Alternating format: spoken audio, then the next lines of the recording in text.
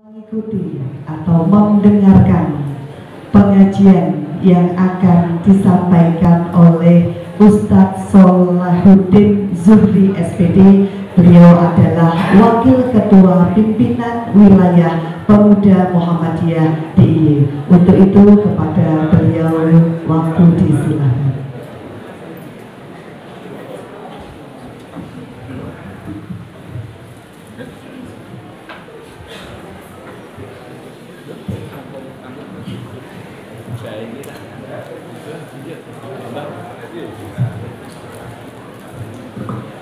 Bismillahirrahmanirrahim.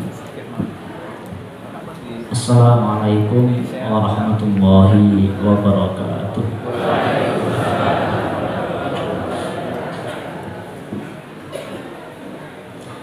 Alhamdulillah, alhamdulillahil qail huwal malikul haqqul mubin.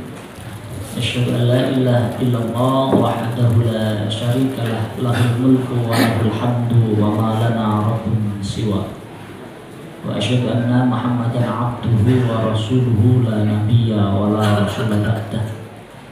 Raditu billahi rabba wa bil islami dina wa bi Muhammadin nabiyya wa rasula. Rabbi zidni ilma warzuqni fahma, amin amin ya rabbal alamin. Ma'asyiral muslimin, ibu bapak yang dirahmati oleh Allah Subhanahu wa taala, syukur alhamdulillah atas segala limpahan nikmat karunia Allah, dan sholawat kepada junjungan besar kita, tauladan kita, baginda Rasul Nabi Muhammad sallallahu alaihi wasallam. Yang kami hormati, yang kami ta'zimi, ayahanda kita pimpinan cabang Muhammadiyah Turi, pimpinan cabang Aisyah Turi, dan seluruh pimpinan ranting Seturi dan kawan-kawan ortom, termasuk amal usaha Muhammadiyah yang tidak bisa kami sebutkan satu demi satu, dan terkhusus jamaah semuanya. Syukur alhamdulillah ibu bapak yang dirahmati oleh Allah, hari ini kita diperjumpakan. Tidak ada perjumpaan yang indah kecuali di dalam perjumpaan itu senantiasa ada zikir kepada Allah Subhanahu wa taala. Bahkan Nabi menegaskan wa rajulani tahabbani ilallah ijtama'a alai. Saya dikeraskan, ijtama'a alai wa tafarraqu alai. Jadi kalau ada dua golongan, dua orang atau dua golongan, laki-laki perempuan atau laki-laki ketemu laki-laki ngaji, apapun kondisinya, dua golongan yang berkumpulnya karena Allah bukan karena yang lain, dan berpisahnya juga nanti karena Allah, maka itu adalah orang yang mendapatkan naungan saat tidak ada naungan di padang mahsyar, kecuali dari 7 golongan, termasuk salah satunya saling mencintai karena Allah dan berpisah karena Allah. Oh, ibu bapak yang dirahmati oleh Allah, yang pertama saya mohon maaf suara saya kurang lantang. Kenapa bisa besar lagi pak? Dikit pak. Cek. Nah, lebih besar deh atau sama saja? Malah kecil ya besar. Ya, bon, gini. Ibu bapak yang dirahmati oleh Allah, mohon maaf suara saya agak serak memang, karena kebetulan saya baru pulang. Jadi kemarin itu seharusnya hari ini itu jadwal 2 hari ya, Jumat sama Sabtu. Itu seharusnya jadwal saya ngisi tabligh akbar di Grobogan. Ternyata saya dapat informasi Ustadz diundur bulan depan. Oh ya, tidak apa-apa. Hari Kamis sore biasa saya ngajar dan dikirimi tiket. Jadwal Ustadz khutbah Jumat di kantor pekerja imigran Indonesia. Waduh, saya lupa betul ternyata. Sehingga malam saya harus berangkat ke Zia, terus kemudian sebentar sampai sana jam 10, setengah 11 malam Pak. Dan harus ya cari Grab gitu, terus tidur. Lah pagi-pagi sebelum khutbah ternyata ada jadwal kawan-kawan pimpinan pusat, ada jadwal main bola. Lah saya diajak main bola dulu bersama Bapak Kapolri. Masya Allah, saya lama gak main bola Pak, tapi saya ternyata kemeng-kemeng. Masya Allah. Akhirnya sudah main bola, terus khutbah Jumat selesai, makan kita. Sore silaturahim, malam kemudian kita diskusi bersama para alumni, khususnya alumni Timur Tengah. Terus ya karena tiketnya meruput jam 6, maka sebelum subuh saya harus berangkat ke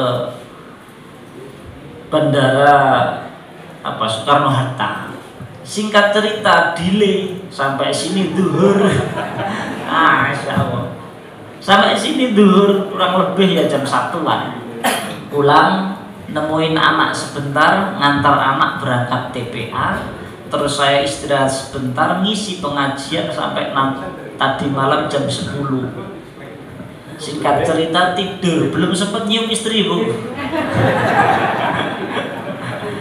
Akhirnya saya lihat jadwal, loh kok pengajian turi ya. Masya Allah, ini kalau diliburkan kok ya dolim saya. Akhirnya saya alarm sebelum subuh sekaligus sholat, terus jamaah, terus berangkat ke sini pelan-pelan. Maka kalau tadi saya meruput itu memang agak sengaja Pak ya. Karena apa? Ngantuknya luar biasa saya.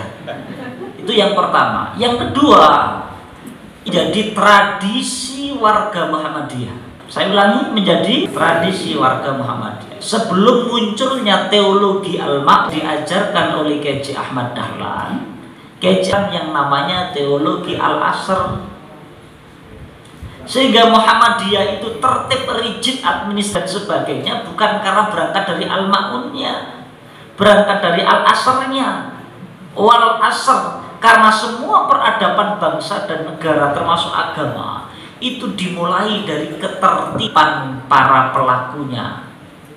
Maka surat al-asr mengajarkan itu, dan Kiai Ahmad Dahlan ngajar surat Al-Hasr itu di awal sebelum ngajari surat Al-Ma'un, sehingga muridnya Ahmad Dahlan walaupun hanya 8, tertibnya bukan main, termasuk tertib berorganisasinya, tertib langkahnya, tertib yang semuanya. Sehingga tadi bukan saya meruput, enggak, tapi jamnya yang paling kecepatan, begitu Ge? Ya, saya kalau mau nyalakan jenengan buatan tegel. Ya karena saya lebih dekat. Kalau panjenengan kan rumahnya jauh, jadi agak telat enggak apa-apa. Kalau saya ini kan karena dekat. Lah sebelum kita ngaji, ngantos jam pinten iki, Pak? Jam 7, pun cekak nggih, ditutup mawon. Gini, Abdul Ma'ali Syukri Al-Alusi mengatakan gini, wala khairu fi man aqahul hurru wal burdu kaifa tuktasabu sifatil jaddi. Bagaimana mungkin engkau memperoleh kejayaan, kesuksesan, kebaikan, apapun yang ingin kita inginkan ketika kondisi dingin yang menusuk dalam tulang, kondisi panas yang menyinari terik sehingga menjadikan kita kepanasan, apapun kondisinya, kondisi eksternal maupun internal, kok masih dijadikan alasan, oh dingin nih, oh panas nih, oh jauh nih, oh berat nih, oh ngantuk nih. Semua dijadikan alasan. Kaifa tuktasabu sifatil jaddi. Bagaimana mungkin kita akan mempunyai sifat kesungguhan, padahal sifat kesungguhan itu kunci utama untuk memperoleh kesuksesan. Bahkan surga yang kita idam-idamkan pun juga dengan jalan kesungguhan. Silakan dibuka di dalam surat Ali Imran ayat 142, tegas, am hasibtum an tadkhulul jannah walamma ya'lamillahu alladziina jahadu minkum wa ya'lamas sabirin. Jangan mengira ibu bapak akan masuk surga, belum teruji kok. Harus dilihat dulu kualitas kesungguhannya. Lah kualitas kesungguhan itu adalah bentuk antitesa daripada setiap apa yang ingin kita dapatkan. Kalau kita menginginkan sesuatu yang lebih besar, maka ujiannya akan lebih besar. Ibu, bapak, siapa yang ingin derajatnya diangkat oleh Allah? Ngacung. Oh, betul sedanten dong. Oke, sedanten pengen derajatnya diangkat kalian Allah. Sekarang pertanyaan yang kedua, siapa yang pengen ditambah ujian masalah hidupnya? Ngacung. 1, 2. Sing liyane ra gelem, Pak.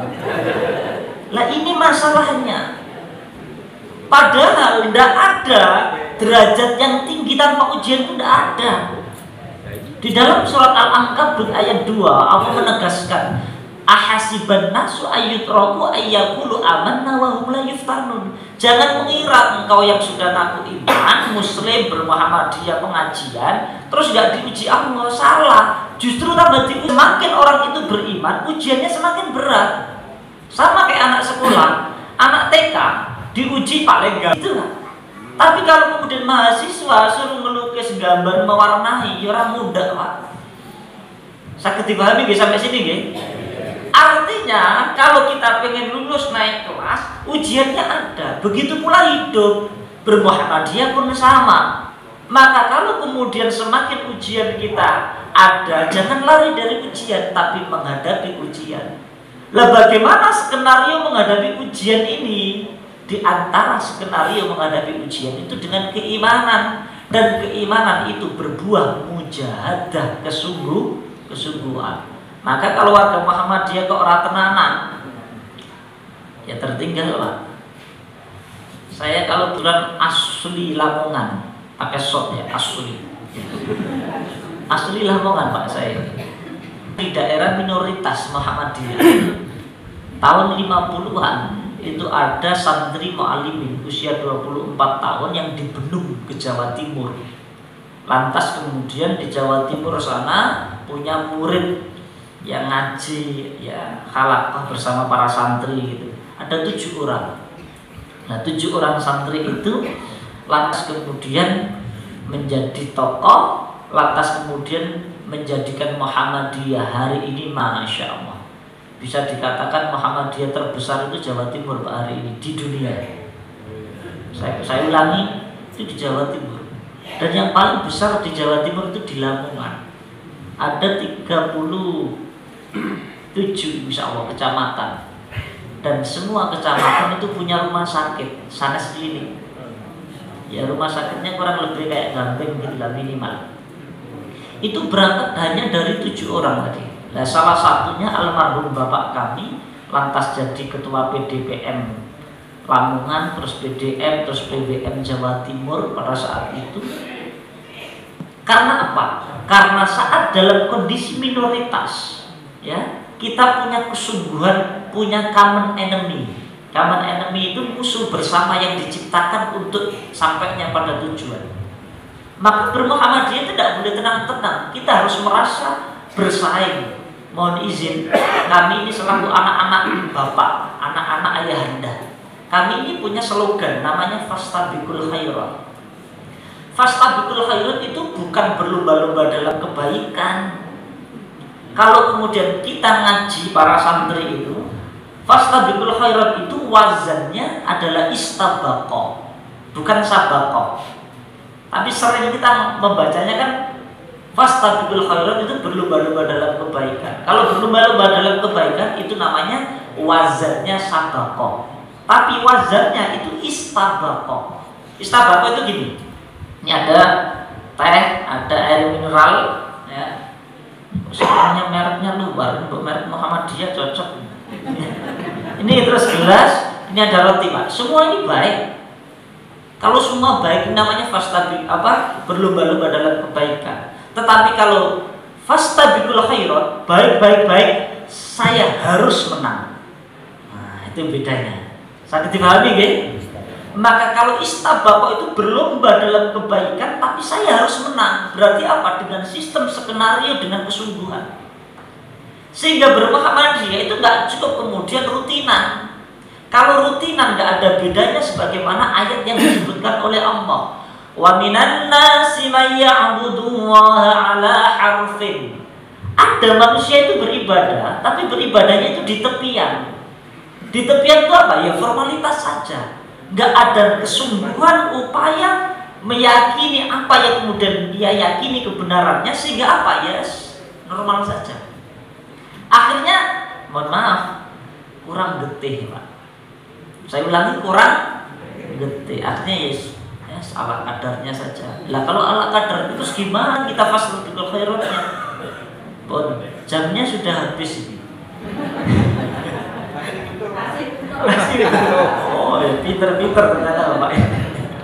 Masya Allah. Ibu bapak yang dirahmati oleh Allah Subhanahu wa Ta'ala, kami lanjutkan. Maka para ulama menegaskan fakul lil murajji ma'alil umur bighairi ijtihadin rahatan muhala. Katakan siapapun yang pengen sukses dalam urusan dunia maupun akhiratnya, urusan apapun, tanpa kesungguhan Anda hanya berburu omong kosong. Jelas nggih? Ibu, bapak, saya punya peci, saya pakai pas, ganteng boten Bu? Canang ya ganteng ya. Saya pakai pas, beli peci ukurannya sama merek lain, ternyata kekecilan gini. Kekecilan. Yang diganti kepalanya apa pecinya? Kepalanya. Oh, nyuwun pamit nih. Kepalanya apa peci? Kenapa? Karena peci ini urusan furu'iyah, urusan cabang. Bisa dipilih pakai peci silakan, pakai kupluk silakan, pakai topi silakan. Yang penting pakai kepala. Kalau kemudian pengajian tidak pakai kepala itu repot. Ustadz saya bawa kepala tapi tidak ada isinya, ya pada wae. Maka kepala ini kalau di dalam ilmu akidah itu disebut dengan al-haqiqah al-mutlaqah. Sebuah hakikat yang mutlak yang harus ada. Begitu pula dalam bermuhammadiyah, hasil muktamar itu ada khasaisul khamsah, 5 karakteristik Islam berkemajuan. Di antara 5 itu ada yang disebut dengan mabni ala tauhid, berpijak pada pijakan ketauhidan. Dan berpijak pada kebijakan tauhid itu nanti akan berdampak pada sumber hukum ajaran agama kita, yaitu apa? Al-Quran, ar-ruju' ilal Quran wa sunnah. Sehingga bermuhammadiyah itu megang tuntunannya. Sehingga kalau dengan memegang tuntunannya, kenceng ketauhidannya. Kalau ketauhidannya kenceng, lihat dunia itu receh, Pak. Jadi lihat dunia itu tidak jadi masalah, receh, tapi tidak hanya kemudian recehan, tapi mampu kemudian memberikan kualitas dengan jawaban-jawaban kehidupan. Sehingga di dalam surat Ibrahim dikatakan tu'ti ukulaha kulahinin bi'idni rabbiha. Orang yang beriman warga Muhammadiyah tadi, yang mutlaq punya pegangan kenceng, Al-Qur'annya nggak dilepas, apa yang terjadi? Kulahinin bi'idni rabbiha. Seperti pohon yang tidak kenal musim, musim panas berbuah, musim dingin berbuah, musim paceklik berbuah, musim politik berbuah, musim intimidasi berbuah, musim hinaan berbuah. Apapun musim kehidupan, tetap orang beriman, orang Muhammadiyah yang bertauhid selalu mampu menjawab tantangan kehidupan. Lah kok warga Muhammadiyah isinya sambat, wae. Itu berarti ada yang keliru. Sambat boten Ibu? Boten nggih? Boten kelintu. Masya Allah. Ibu bapak yang dirahmati oleh Allah. Jadi semua ini harus diupayakan dengan segala kesungguhan yang ada. Alam yakni lil ladzina amanu an takhsha'a qulubuhum li dzikrillah wa ma nazala minal haqq wa la utul kitab min qabl fatala alaihimul amadu faqasat qulubuhum wa katsirun minhum fasiqun.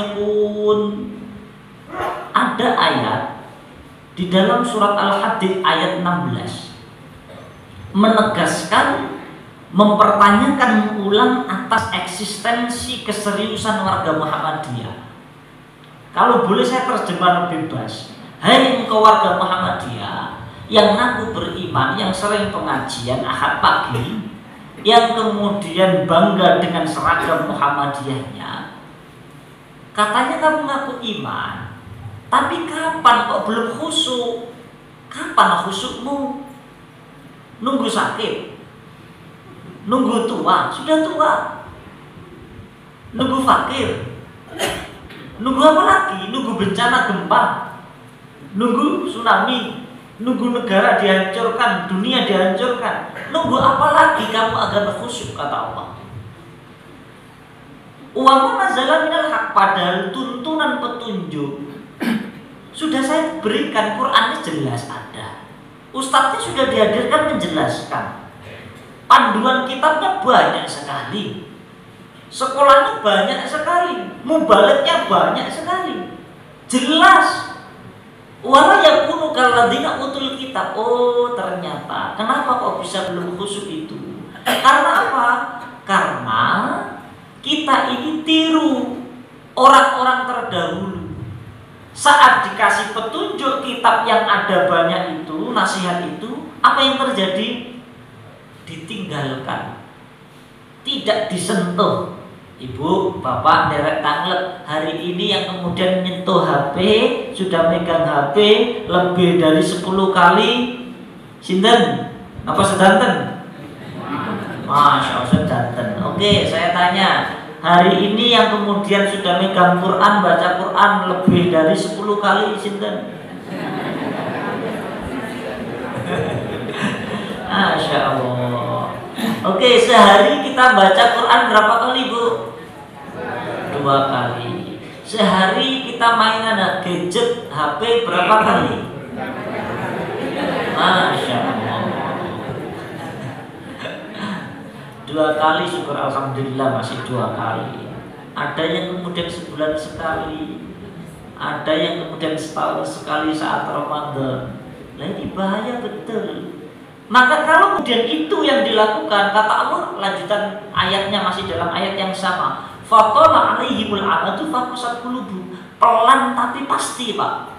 Pelan, keras, akhirnya hatinya mengeras. Kalau hatinya mengeras, akhirnya mati. Kalau sudah mati, sensitivitasnya tidak ada.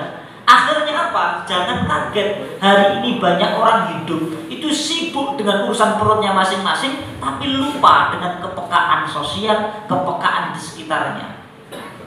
Coba tengok, banyak gak sekarang orang sibuk dengan perutnya masing-masing? Banyak. Tadi Pak Ketum, ya, Ketua Cabang menginfokan dapat hadiah wedus. Ya, wedus nama mendo. Ternyata saya jadi kemudian terinspirasi ingat hadis Nabi. Wasairun nas kal aghnam. Manusia di akhir zaman seperti kambing, Pak. Iya, kata Nabi, bukan kata saya. Ini hadisnya jelas. Wasairun nas kal aghnam. Manusia di akhir zaman seperti kambing. Gimana kok bisa seperti kambing? Nah, gini Ibu, saya jelaskan. Kambing itu diajak pengajian, kira-kira bunyinya gimana? Mirip. Masya Allah. Kambing pakai bunyinya? Kambing pakai peci bunyinya? Kambing berangkat ke masjid embek. Kambing ke pasar embek. Kambing diajak pakai dasi, diajak ke kantor parlemen, tetap bunyinya embek. Kemanapun kambing diajak ke tempat yang baik ataupun jelek, tempat yang bagus ataupun tidak, yang bersih ataupun yang kotor, bunyinya tetap sama. Pripun? Nah, itu bunyinya. Artinya apa? Manusia di akhir zaman sama. Diajak pengajian oke, diajak maksiat oke, diajak dugem oke, diajak tadarusan oke, diajak jamaah oke, diajak gaple juga oke. Kenapa? Karena nggak punya panduan di zaman. Nggak punya pegangan. Sekilas info. Ya, karena nggak punya panduan, seperti kambing diajak kemana ikut saja. Lah kalau warga maka dia tidak punya pegangan ketauhidan yang kuat tadi sebagai panduan al-haqiqah al-mutlaqah, ya ikut terus Pak. Akhirnya apa? Muhammadiyahnya plan. Akhirnya apa? Nggak lurus, nggak istiqomah dia. Maka bagaimana? Kaifa ya'isul ghanam indal asadi wa indal dhibbi. Lantas bagaimana kambing ini bisa selamat di tengah-tengah singa yang ganas, yang bengis, di tengah-tengah serigala yang mengintai, di tengah-tengah anjing gila yang senantiasa ingin menyergap? Bagaimana? Dua, harus punya tuan yang punya senapan yang bisa melindungi, atau kemudian punya rumah yang kokoh. Lah rumah yang kokoh itu adalah Islam, maka berislamlah dengan benar. Dan Tuhan yang bisa melindungi tiada lain adalah Allahus Somad, Allah tempat bersandar. Sehingga apa? Melihat dunia ini sesuatu yang kecil. Lah orang yang melihat dunia itu kecil, maka dunia dalam genggamannya. Sehingga apa? Dia tidak kedonyan tetapi mampu mengatur dunia. Tetapi kalau memandang dunia itu besar, dia kecil, akhirnya seolah-olah dunia itu beban dan beban. Sebagaimana Ibnu Qayyim al-Jauziyah menegaskan, muhibbud dunya la yanfaqun min thalas. Pecinta dunia, orang itu yang kedonyan betul. Kaya itu boleh, tapi kedonyan tidak boleh. Saged dipahami nggih? Jadi kalau orang itu kedonyan, apa yang terjadi? Yang pertama hamun lazim, was-was Pak. Uripe mesti gelisah, sumpek. Semarap sumpek nih, judek, ada saja masalah. Itu karena cinta dunianya berlebih. Yang kedua apa? Wa ta'abun daimun, capek, pagi capek, siang capek, sore capek, malam capek. Seolah-olah dikejar-kejar sesuatu terus. Gaji 10 juta kurang, 20 juta kurang, 50 juta kurang, 1 triliun kurang. Ya, ada di sini yang gajinya 1 triliun. Oh sampai dulu loh, masya Allah, amin. Ya. Kaya itu boleh, para sahabat itu kaya, tapi dibelanjakan di jalan yang tepat dan tidak kedonyan. Ya, mereka punya sifat zuhud. Zuhud itu apa? Bukan zuhud itu tidak doyan dunia, salah. Diperbaiki ulang definisinya. Zuhud itu tarku ma la yanfa' fil akhirah, meninggalkan sesuatu yang tidak bermanfaat untuk urusan akhirat.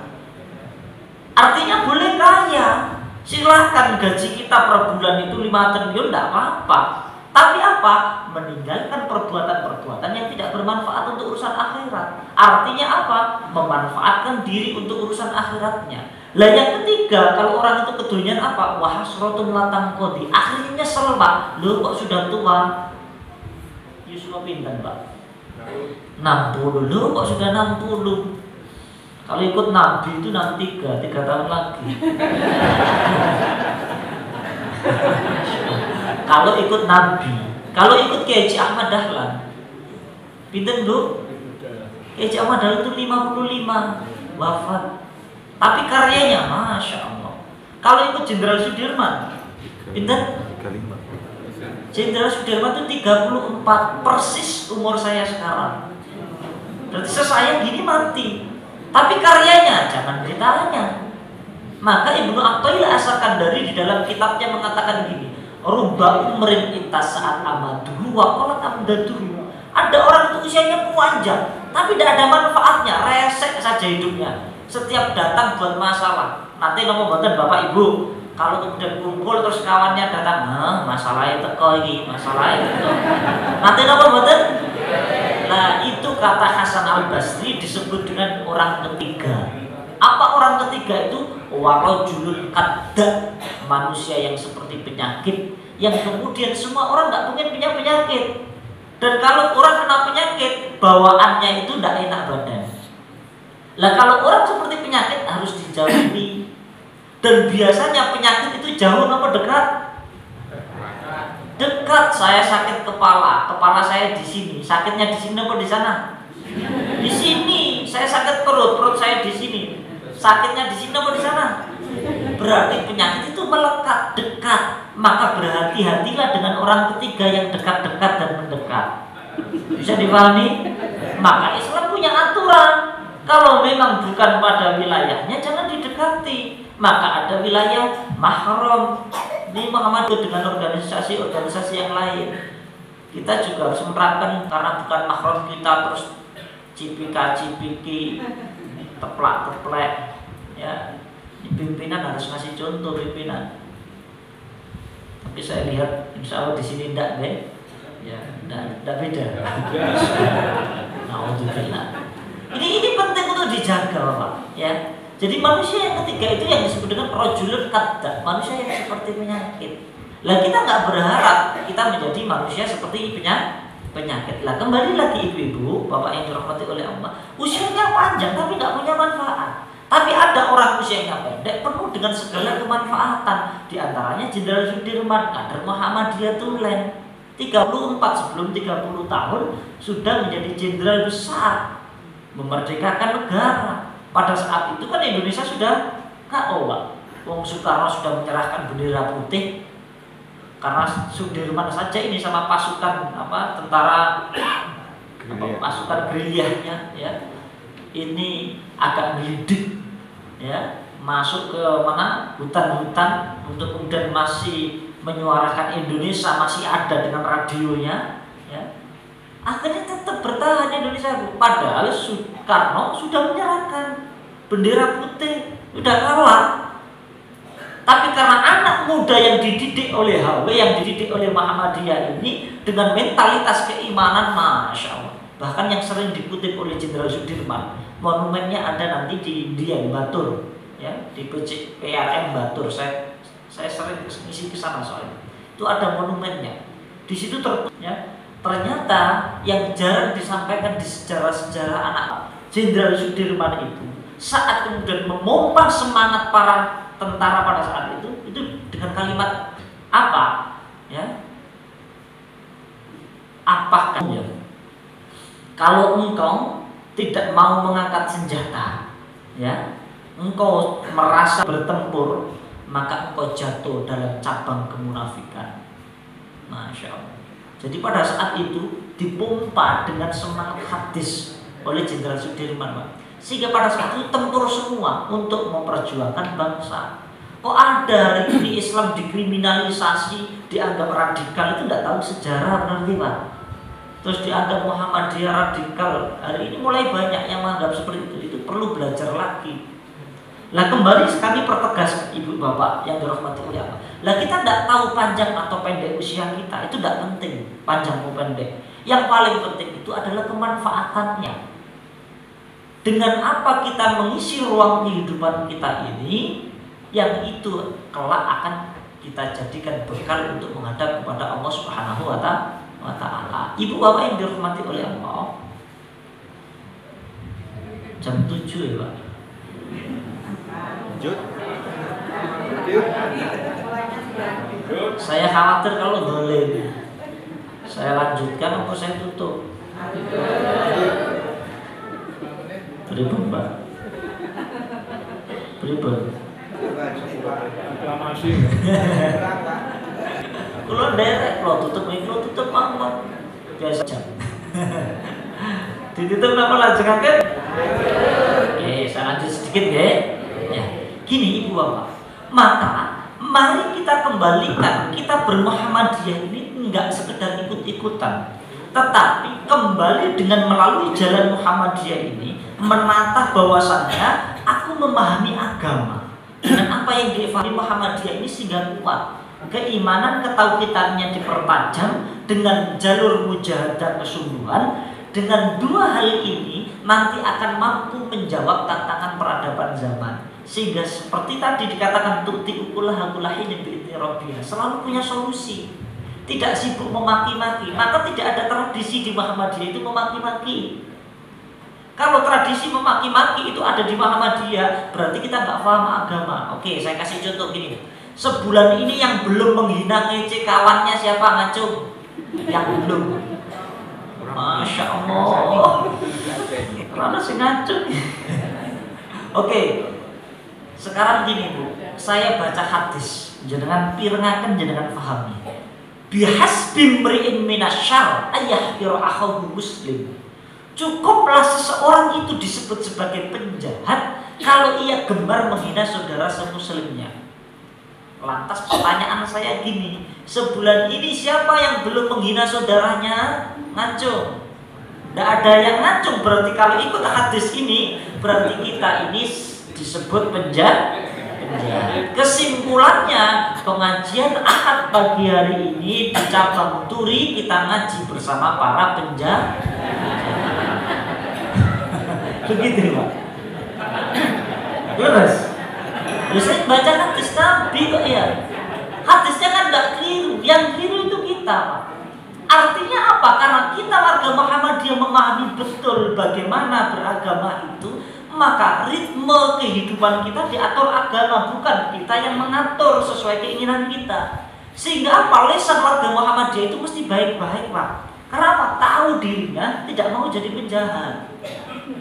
Sehingga semua aktivitas hidupnya diatur tadi dengan iman tauhid yang kemudian mampu bermanifestasi dalam setiap ruang kehidupan. Jadi dosen silakan, petani silakan, pejabat silakan, jadi ibu rumah tangga silakan, jadi apapun, insinyur, tetapi semua mampu mengisi ruang kosong itu dengan narasi keimanan ketauhidan yang kemudian kehidupan. Maka sejalan dengan apa yang disampaikan Nabi, apa itu kebaikan diantaranya adalah amrul khair atau pintu kebaikan atau pintu pokok perkara kehidupan itu adalah al-Islam. Ya. Jadi pintu semuanya ini adalah aturan agama, dan bermuhammadiyah kita diajari untuk berpegang pada agama yang lurus, yang hanif. Ibu bapak yang dirahmati oleh Allah, lah oleh karenanya terakhir, karena waktunya cuma 5 menit, saya sampaikan begini. Penting bagi warga Muhammadiyah harus muri-muri, ngeralat sesuatu yang sudah baik. Kajian sudah baik, dirawat betul, jangan sampai tidak. Ada pernyataan para ulama itu gini, bisa dicatat buat status ya. La tadkhulu fi alaqatis sammah.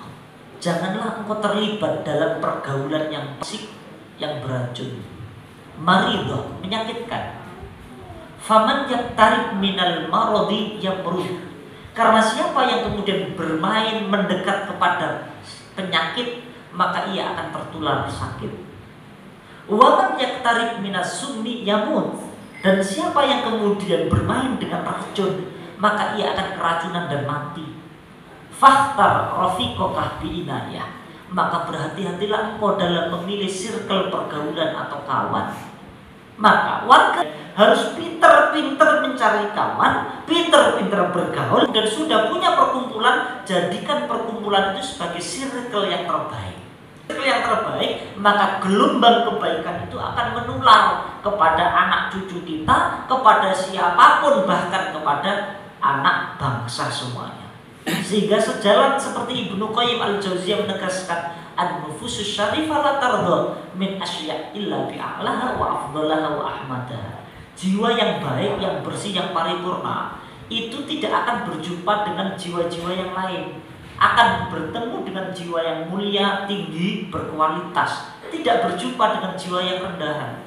Tetapi jiwa yang rendahan, ya ketemunya dengan jiwa yang rendahan. Seperti seekor lalat saat disuguhi madu, disuguhi bunga, disuguhi indahnya harumnya parfum, maka lalat jauh lebih memilih sampah. Ia tidak tahu indahnya bunga, enaknya madu, harumnya parfum. Karena apa? Kualitas lalat itu kualitas rendahan, dan pasti ia akan memilih sampah. Lah kita warga Muhammadiyah tidak gitu. Warga Muhammadiyah itu punya keimanan ketauhidan yang kuat, akhirnya terwujud dalam gelombang kebaikan, akhirnya berdampak, tetangganya baik, lingkungannya baik, anaknya baik, anaknya iman, semua berkumpul dalam iman. Kata Allah bagaimana?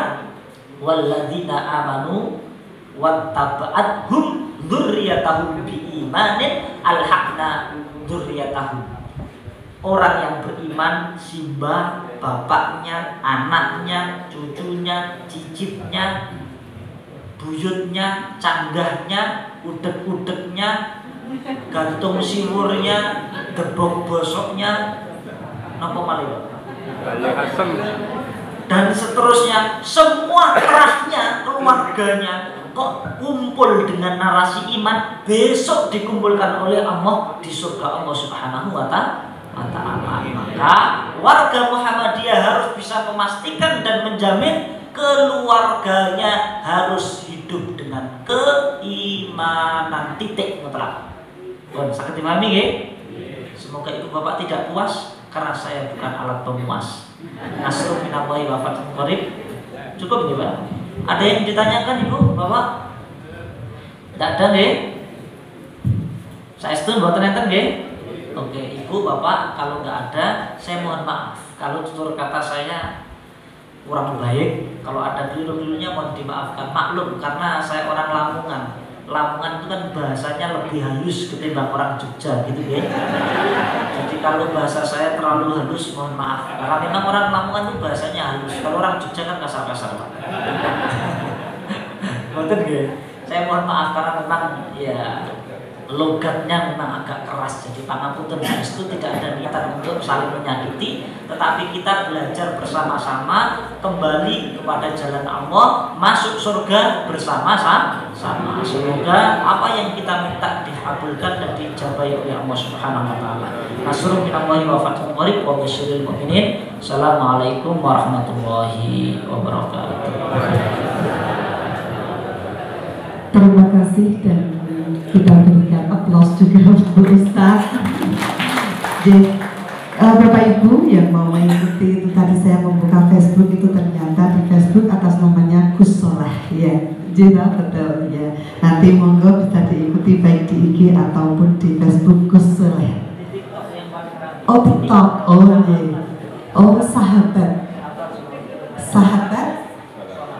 Oh di TikTok ternyata nanti Bapak Ibu bisa membuka Sahabat Solahuddin. Biar boomingnya seperti Ustadz Mujiman. Nanti insya Allah kami di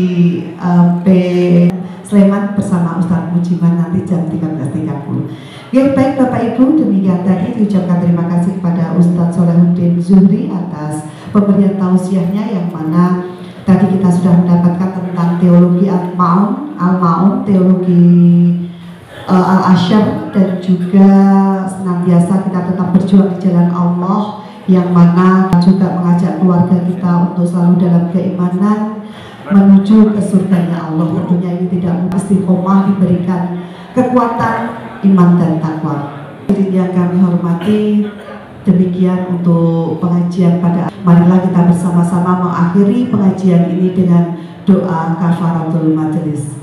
Subhanakallahumma wa bihamdika asyhadu an la ilaha illa anta astaghfiruka wa atubu ilaik. Alhamdulillahirabbil alamin. Mohon maaf atas segala kekurangan dan kehilafan. Saya akhiri. Nasrul minallah wa fathun qarib wa basyiril mu'minin. Assalamualaikum warahmatullahi wabarakatuh.